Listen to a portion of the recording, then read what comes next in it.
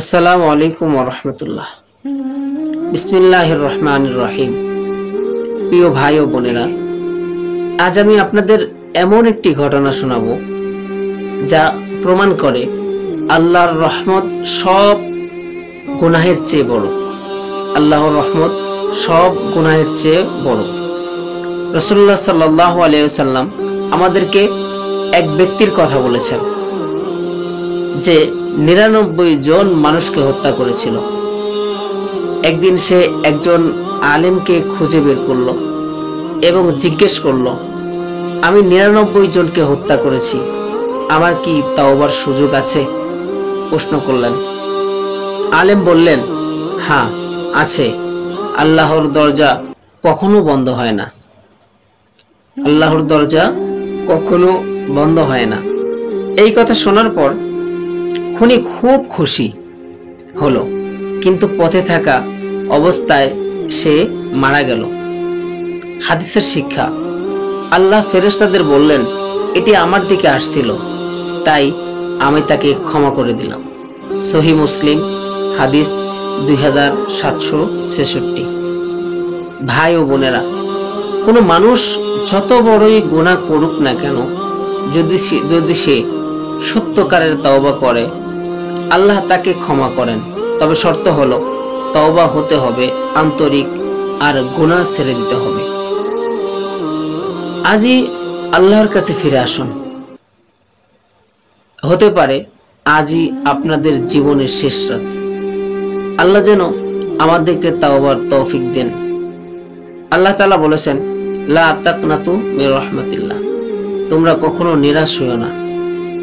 যেখানে থাকো, যে হালতে থাকো, যত বড়ই পাপ করো, যত বড়ই গুনাহ করো, কখনো নিরাশ হবে না। কখনো আমার দিক থেকে মুখ ফিরে নিবে না। গুনাহ হয়ে গেলে আমার কাছে তওবা করো। তুমি পুনরায় তওবা করেছো, আবার গুনাহ করে ফেলেছো, বারবার তওবা করার পরেও আবার গুনাহ করতেছো। তোমাকে শয়তান যতবার তোমাকে গুনাহ করাবে, তুমি ততবার আল্লাহর কাছে ক্ষমা চাবে। যতবার শয়তান তোমাকে লাথি দিবে, ঠিক ততবার শয়তানকে তুমি লাথি দিবে। শয়তান তোমাকে যতবার হারাবে, তুমি শয়তানকে তার চেয়ে অধিক পরিমাণে হারাবে। কিভাবে?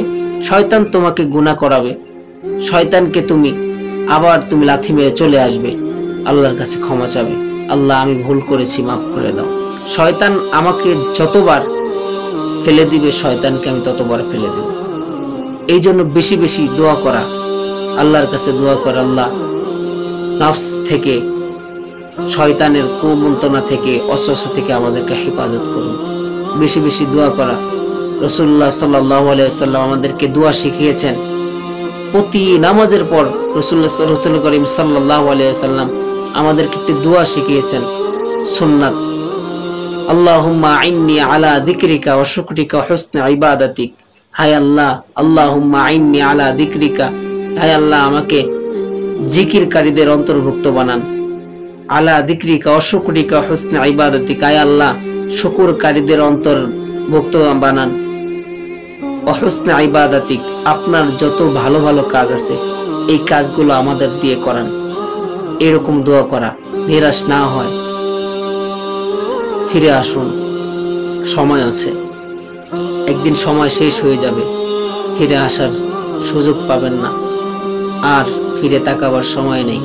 এখনই আমল করুন। আল্লাহ তাআলা সবাইকে আমল করার তৌফিক দান করুন। আমিন। আসসালামু আলাইকুম ওয়া রাহমাতুল্লাহ।